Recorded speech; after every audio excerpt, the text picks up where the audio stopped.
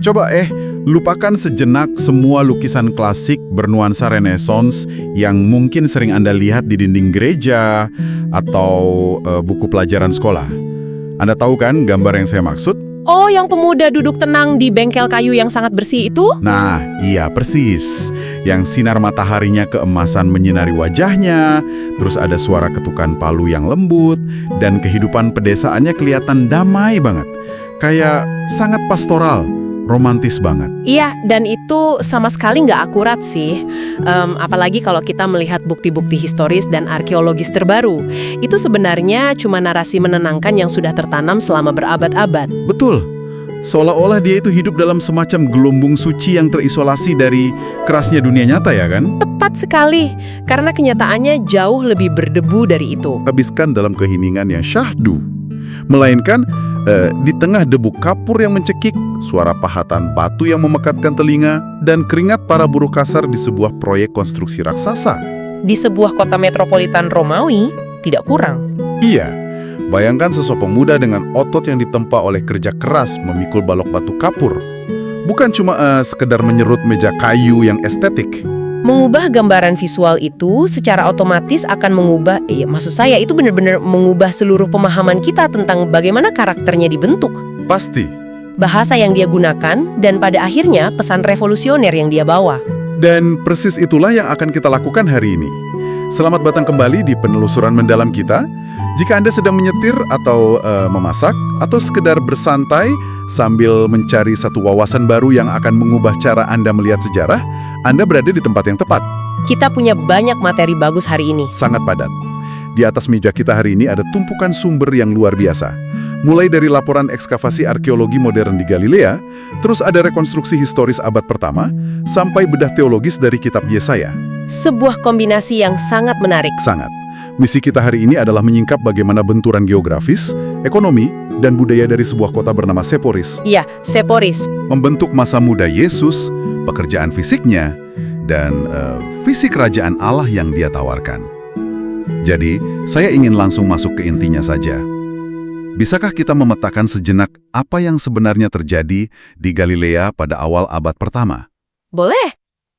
Karena dari catatan yang saya baca, tempat ini bukan sekedar daerah pedesaan yang tenang dan damai. Oh, jauh dari kata tenang. Lanskap sosial di Galilea bawah pada masa itu pada dasarnya adalah bom waktu budaya. Bom waktu? Iya, kita sedang melihat dua peradaban yang saling bertabrakan secara langsung. Dan yang paling gila dari semua ini adalah jarak antara pusat kedua peradaban ini hanya sekitar 4 mil. 4 mil? Itu kira-kira 6 kilometer ya? Betul, sekitar 6 kilometer. Anda bisa berjalan kaki dengan santai dari satu titik ke titik lainnya hanya dalam waktu 1 jam. Wah, dekat sekali. Sangat dekat. Jadi, di satu ujung ekstrim, kita memiliki desa Nazaret, dan di ujung ekstrim lainnya, cuma 1 jam jalan kaki, ada sebuah kota megah bernama Seporis. 1 jam berjalan kaki. Tapi secara kultural, mereka nih seperti berada di dua planet yang berbeda kan? Maksud saya, jika kita melihat catatan arkeologi, Nazaret ini bukanlah tempat yang akan Anda sebut sebagai destinasi wisata pada masa itu. Sama sekali bukan destinasi wisata. Ekskavasi ekstensif menunjukkan Nazaret itu adalah sebuah pemukiman agraris yang sangat-sangat terpencil dan miskin.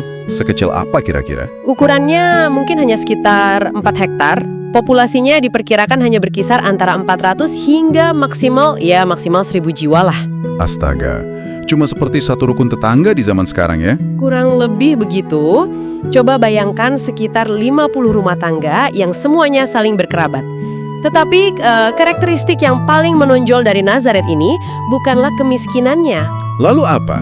Konservatisme religiusnya yang ultra ketat dan puritan. Tunggu sebentar, seberapa ketat yang sedang kita bicarakan di sini? Sangat ekstrim, para arkeolog menemukan sesuatu yang menarik di sana. Mereka menemukan pecahan-pecahan bejana yang terbuat dari batu kapur. Oke, batu kapur. Mengapa ini penting? Nah, dalam hukum Taurat dan tradisi kerabian masa itu, bejana batu dianggap kebal terhadap kenajisan ritual. Ini berbeda dengan keramik biasa yang harus dihancurkan dan dibuang jika terkena sesuatu yang najis. Oh, jadi mereka pakai batu biar nggak repot buang-buang mangkok kalau najis? Tepat. Terduh Nazaret sangat obsesif untuk memastikan peralatan makan dan kehidupan mereka murni secara ritual.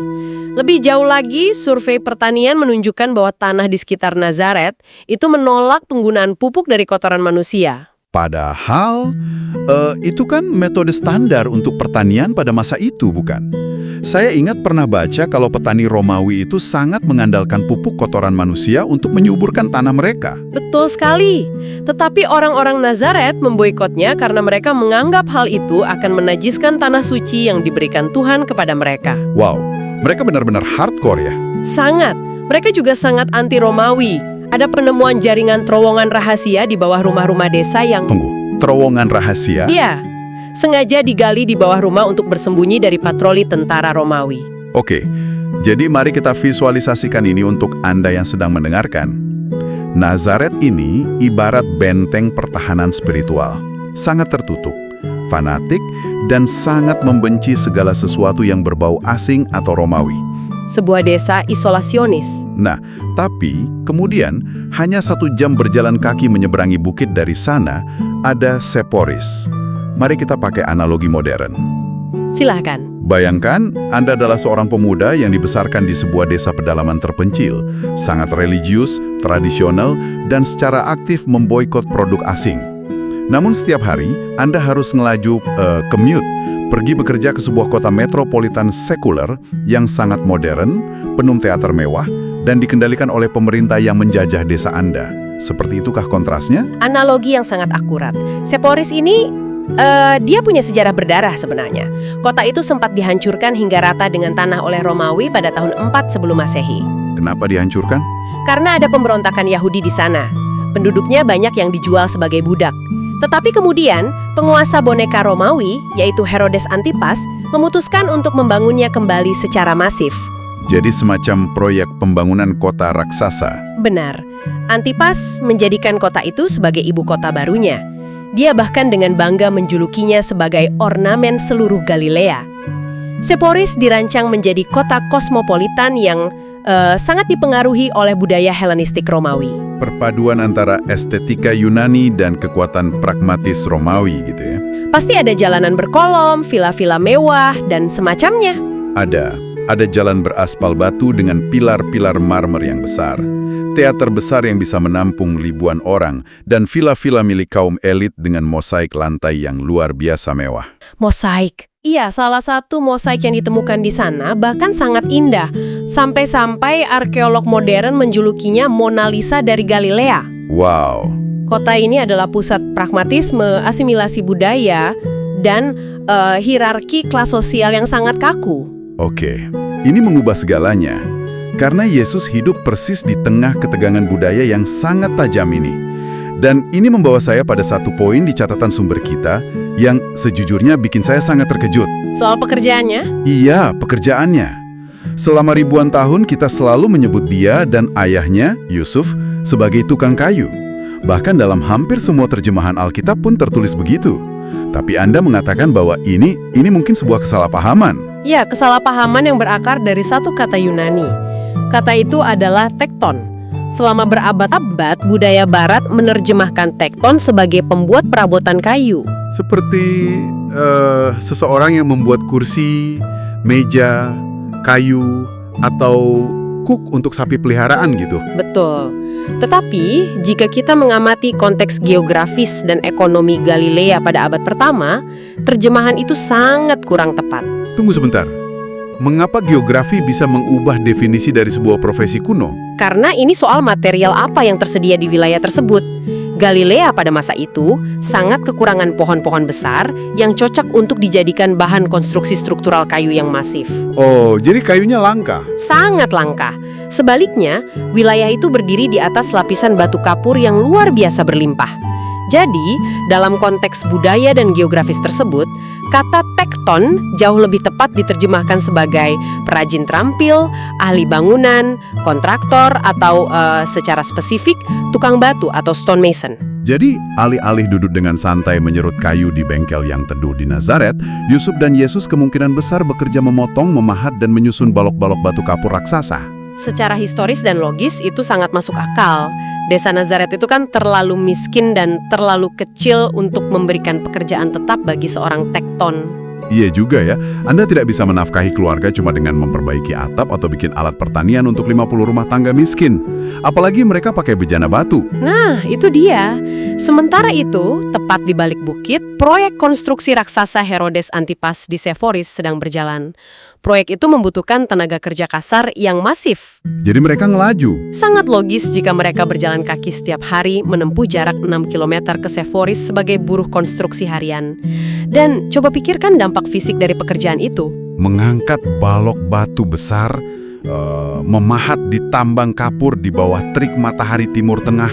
Astaga, itu adalah pekerjaan fisik yang luar biasa brutal. Persis, tubuhnya ditempa oleh kerja keras konstruksi batu selama bertahun-tahun. Anda tahu, ini seperti potongan puzzle yang akhirnya terpasang buat saya. Tiba-tiba, secara medis, kekuatan dan ketahanan fisik Yesus yang luar biasa itu menjadi sangat masuk akal. Benar, tentang bagaimana dia bisa berjalan jauh. Ya, bagaimana dia mampu berjalan puluhan kilometer setiap hari saat masa pelayanannya, atau bagaimana dia mampu bertahan secara fisik dari siksaan cambuk Romawi yang brutal, dan memanggul salib sejauh itu. Kekuatan itu tidak muncul begitu saja. Betul, itu bukan sekedar kekuatan gaib yang tiba-tiba turun dari langit. Itu karena dia memang memiliki stamina dan daya tahan fisik seorang kuli batu profesional. Tapi, saya harus menekan Anda sedikit di sini tentang aspek psikologisnya. Boleh, silahkan. Bukankah ada ironi psikologis yang sangat menyiksa dalam situasi ini? Maksud saya, Yesus adalah orang Yahudi yang taat dari desa yang memboikot Romawi. Iya. Apakah itu tidak memicu konflik batin baginya ketika dia harus menghabiskan masa mudanya memeras keringat, memotong batu demi batu untuk membangun infrastruktur kemewahan atau bahkan istana bagi penguasa Romawi yang menindas kaumnya sendiri? Itu pertanyaan yang sangat tajam. Ironi itu jelas ada, dan pastinya terasa sangat berat. Tetapi, perhatikan ini. Justru kondisi lingkungan kerja yang keras di Seforis itulah yang menjadi semacam inkubator.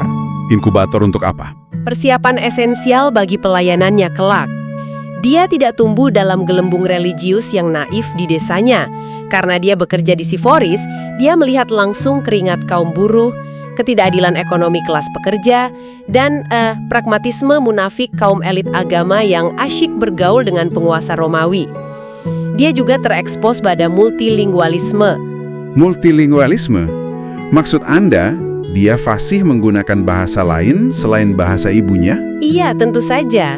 Di Seforis, bahasa Yunani adalah bahasa administrasi dan transaksi bisnis. Sebagai pekerja konstruksi, dia harus berkomunikasi dalam bahasa Yunani, di samping bahasa Aram dan Ibrani yang dia pakai sehari-hari. Oh, masuk akal. Interaksi harian dengan Mando Romawi, pedagang Yunani, kelas elit Yahudi. Itulah yang membekalinya dengan pemahaman yang sangat mendalam tentang realitas sosial dunia. Kalau dia benar-benar menghabiskan waktu di Seforis sebagai kuli bangunan yang berinteraksi dengan budaya kota, ini pasti mengubah cara dia melihat dunia, bukan? Maksud saya, infrastruktur yang dia bangun itu pasti mempengaruhi konsep-konsep yang diajarkan kemudian. Anda benar sekali. Karena begini, arsitektur itu bukanlah sesuatu yang netral. Terutama arsitektur Romawi. Apa maksudnya arsitektur tidak netral? Infrastruktur di Seforis itu dibangun secara spesifik untuk memamerkan kekayaan kaum elit dan secara visual menegakkan hierarki sosial. Ambil contoh teater Romawi di Seforis yang bisa menampung 4.000 penonton tabi. Oke, bagaimana tepatnya sebuah gedung teater bisa menegakkan hierarki sosial? Melalui desain tempat duduknya. Teater Romawi itu nggak menganut sistem siapa cepat dia dapat. Desainnya disebut kafea dan itu sangat tersegregasi secara hukum. Tersegregasi bagaimana? Barisan marmer paling bawah yang paling dekat dengan panggung itu dikhususkan secara eksklusif untuk para elit, pejabat, dan orang kaya. Semakin tinggi Anda naik ke bangku yang lebih curam, semakin rendah kelas sosial Anda. Iya. Para buruh, budak, dan orang miskin ditempatkan paling atas, berdiri berdesakan dan sangat jauh dari pertunjukan. Desain fisik bangunan itu meneriakkan pesan yang jelas. Pesan apa? Kamu berada di bawah, kami di atas, dan batu-batu yang kalian bangun ini memastikan kalian tidak akan pernah bisa bercampur dengan kami. Dan dia kemungkinan besar ikut memahat atau menyusun batu-batu pembatas kelas itu sendiri. Lalu, bagaimana pengalaman ini meresap ke dalam ajarannya nanti? Sebagai respon langsung terhadap arsitektur penindasan itu, Yesus menawarkan visi kerajaan Allah yang benar-benar membalikkan keadaan. Dia mempresentasikan kerajaan yang egaliter, setara, di mana yang terdahulu akan menjadi yang terakhir dan yang terakhir akan menjadi yang terdahulu. Mengubah tatanan yang dibangun oleh batu-batu itu? Tepat, dia meruntuhkan dinding pemisah antar kelas yang secara fisik direpresentasikan oleh kota metropolis tersebut.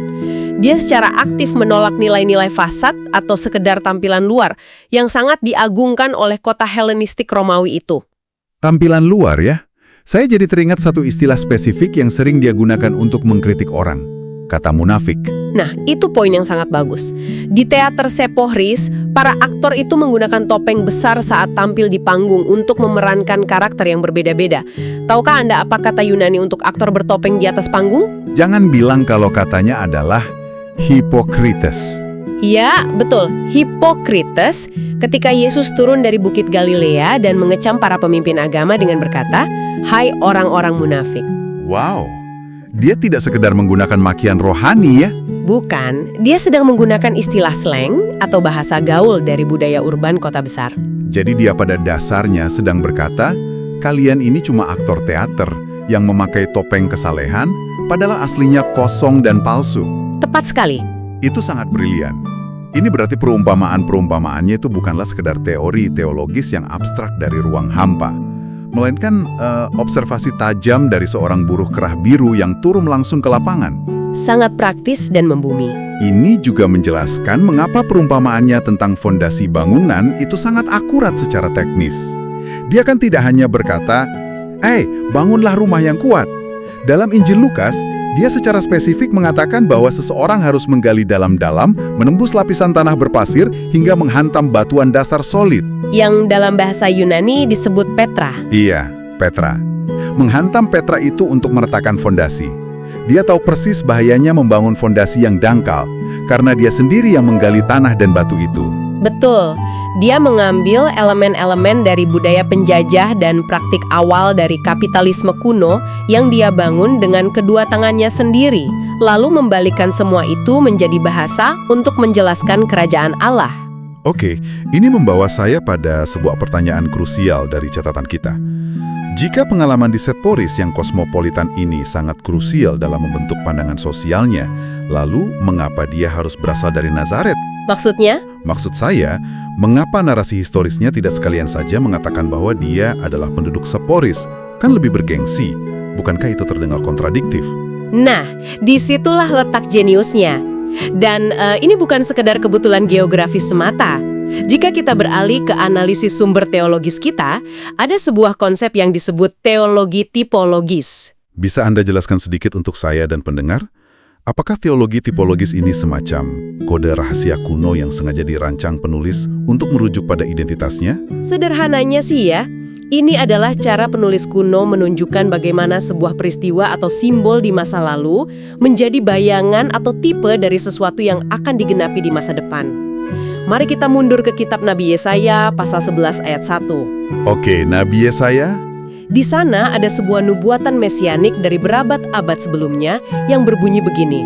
Suatu tunas akan keluar dari tunggul Isai. Tunggul Isai. Isai ini ayah dari Raja Daud kan? Benar. Gambaran tunggul di sini sangat visual dan penting.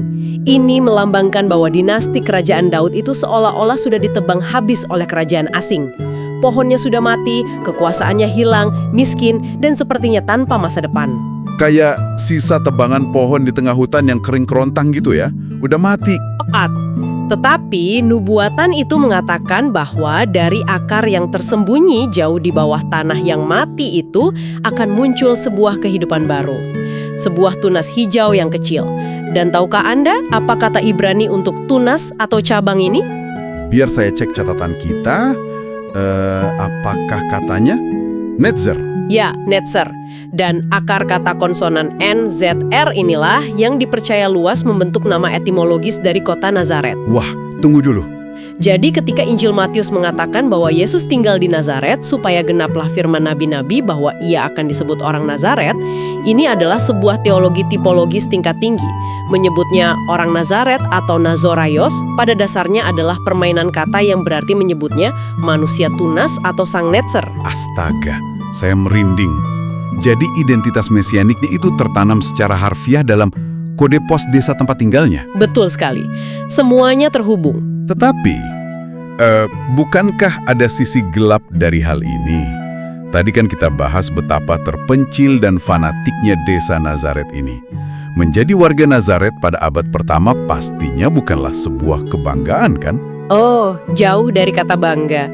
Ada stigma sosial yang luar biasa buruk yang menempel pada siapapun yang berasal dari desa itu. Ingat reaksi Nathanael di Injil Yohanes ketika dia pertama kali mendengar tentang Yesus dari daerah sana. Apa yang dia katakan? Dia tertawa sinis dan berkata, "Mungkinkah sesuatu yang baik datang dari Nazaret?" Wow, itu sebuah hinaan langsung terhadap status sosial kelas bawah.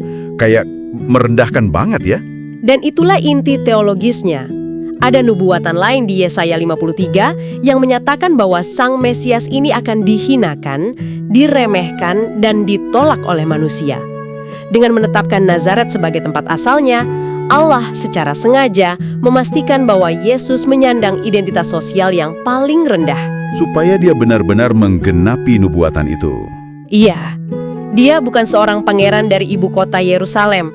Dia secara harfiah adalah tunas kecil yang diremehkan. Sang Netzer, dari desa miskin yang dihina.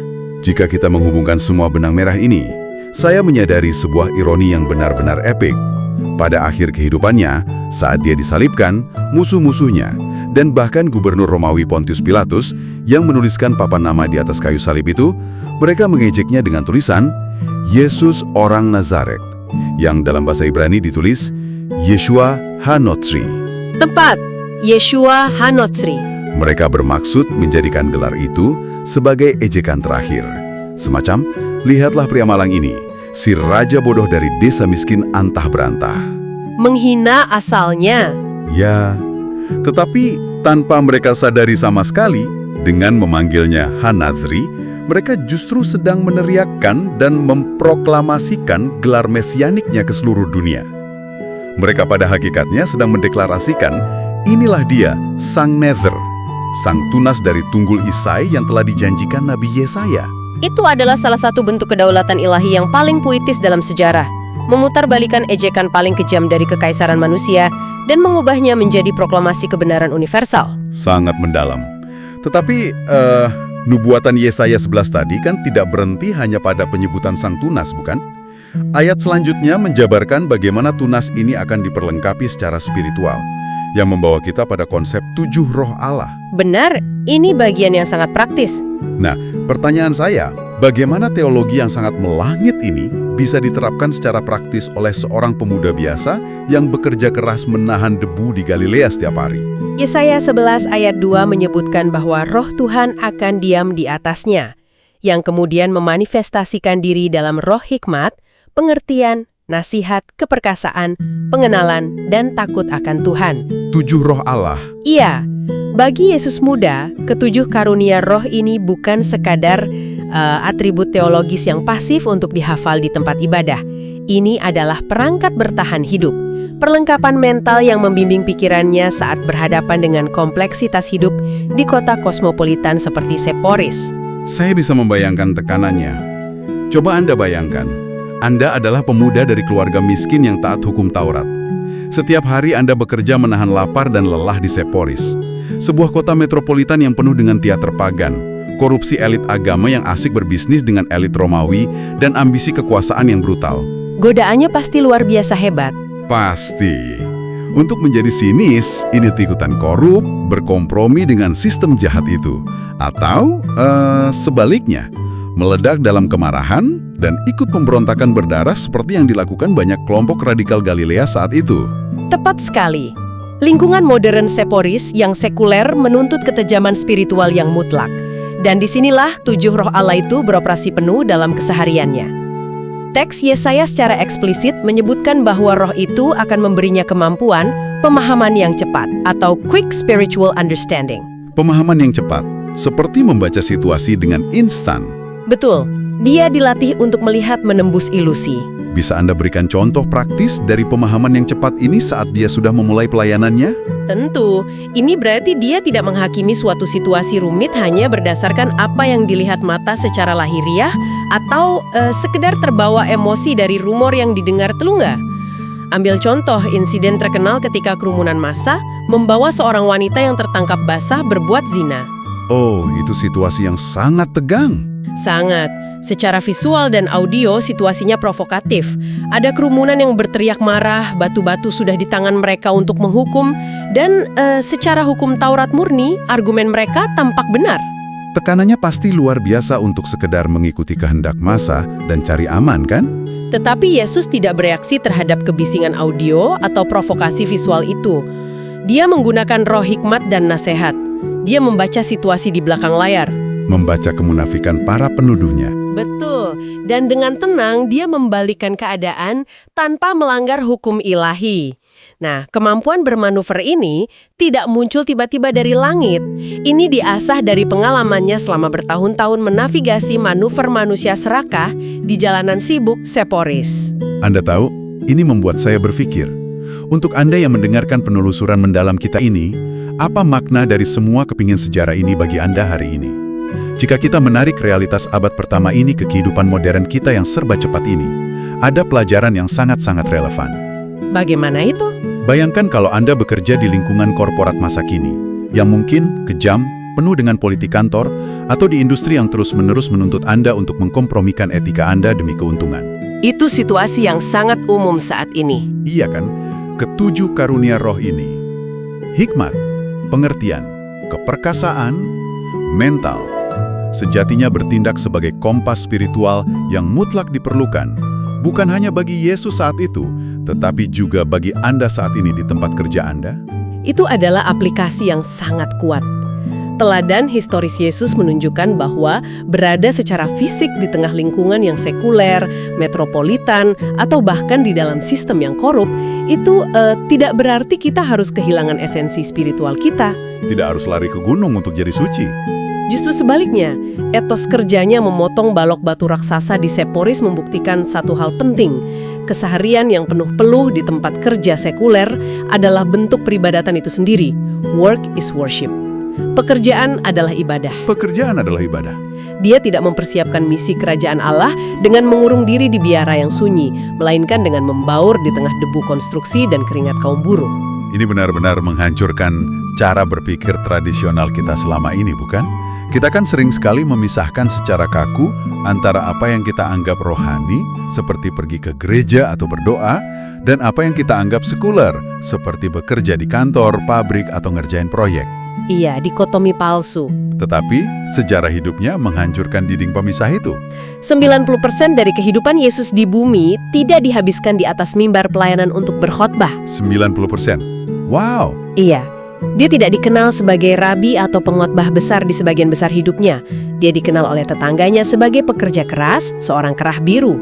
Rutinitasnya berjalan dari jalanan berdebu Nazaret menuju kemegahan pilar-pilar batu Seporis, itulah yang menjadi fondasi misinya.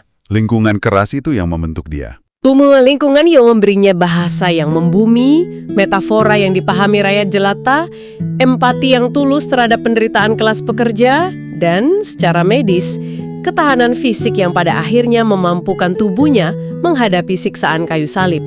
Semuanya terhubung dengan sangat sempurna ya, mulai dari kondisi geologis bebatuan Galilea, desain arsitektur teater Romawi, hingga kode-kode nubuatan tipologis dari nabi kuno. Ini luar biasa. Sejarah selalu punya cara untuk mengungkap kebenaran yang lebih dalam. Sangat setuju.